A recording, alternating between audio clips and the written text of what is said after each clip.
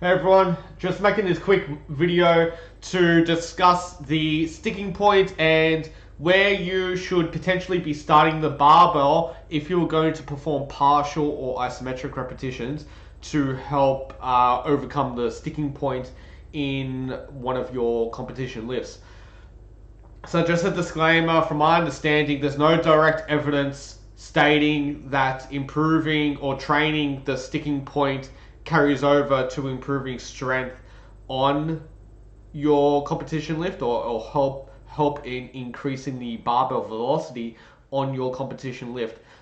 There is indirect evidence, so what that shows with partial range of motion repetition. So if you do an exercise within a limited range of motion, you will see strength increases within that range of motion which you are training at, and then the gains in strength will be, you will still get gains of strength, but there will be less the further away from that range of motion which you were training on doing the partial reps. Same with isometric repetition. So if you're not too sure about what isometric repetitions are, that's when you are pushing against a immovable object.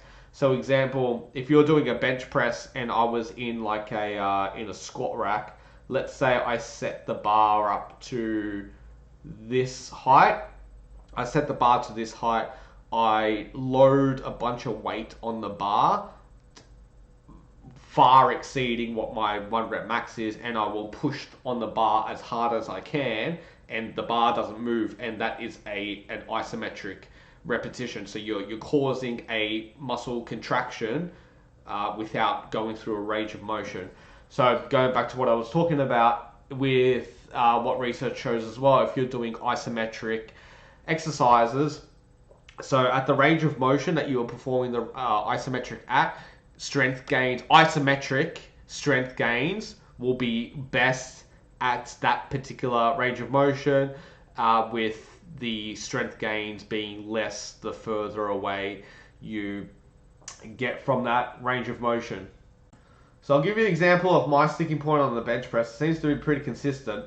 So when I'm going to bench, I am typically very fast off the chest. I get stuck at this midway point here, representing my sticking point, and that's generally where I'm going to miss a lift in the bench press.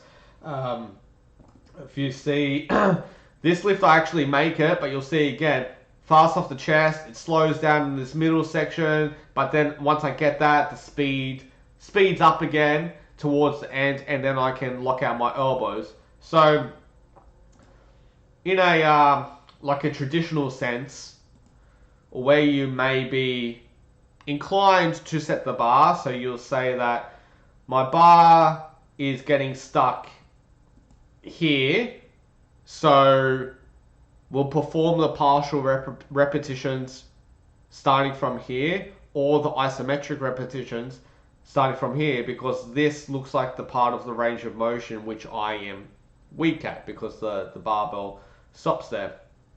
However, this part where the barbell is stopping, force production actually slowed down at a point before where the barbell stops. So I may have been very strong here, because as we said, the bar was moving very fast. Velocity of the bar was quick. So force production was high. However, at some point, probably like here, it started to taper off slowly. Hence, why the velocity of the barbell starts slowing down. So a good analogy that I'm going to steal off Eric Helms, because he explains it very well. If you're driving a car, you're going 100 kilometers, and you slam on the brakes, obviously the car skids, but, or even not, let's say the brakes are really good and it doesn't skid, it just slows down. The car doesn't just stop, right? It kind of moves and it comes to a halting stop eventually. It might take, say, 25 meters for that car's velocity to go to zero and completely slow down. However, 25 meters before that, that's where force production stopped. We put on the brakes, dead stop, but then the car slows down, and then stops. So that's what's happening, or that's what's probably happening in a barbell movement is force production slows down at a point, and then the velocity of the barbell slows down. Okay, so it's not that force production is really high and then just kind of stops all of a sudden where the barbell is stopped. It happened before, and then as a consequence of that slowing of that low force production, the velocity of the barbell slows down. So there was this one paper, it's called Overcoming the Sticking Point, or I think it's Understanding or Overcoming the Sticking Point.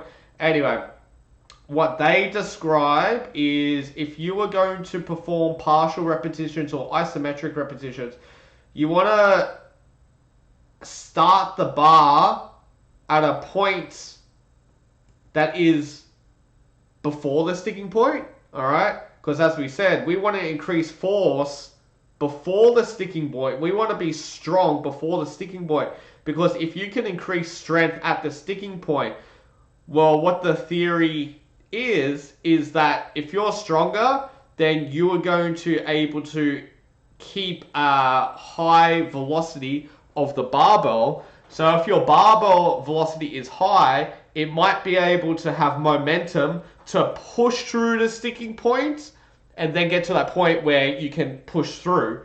So to make a good example of that was in this video. So if I improve force production here, I'll be able to use momentum to push through the bar through that slow bit, and then because at the top I'm a bit faster, I can lock it out. All right, so that's what I mean by getting stronger at, say, this point here, so the bar can be fast and push through that sticking point, so I can hopefully get to the lockout and then lock out my elbows. Okay, so basically the summary I am getting at, if you are going to perform partial or isometric repetitions to hopefully improve overcoming the sticking point in your lift. And just for a note on that, there is always going to be a sticking point in your lift. Like there's always going to be a part of the lift where you fail. All right. If we didn't fail, we'll just keep forever lifting a whole bunch of weight. But if you've got like this regular sticking point, maybe doing some training might help you squeeze out an extra couple of kilos. Who knows? It hasn't been proven from what my understanding or from reading the research. But anyway, I jumped ahead. If you're going to perform partial or isometric repetitions, you're best off starting the bar at a point that's a little bit before the sticking point to hopefully improve strength and force at that area, so you can increase the velocity of the barbell to hopefully push through this sticking region, so then you can lock out your lift.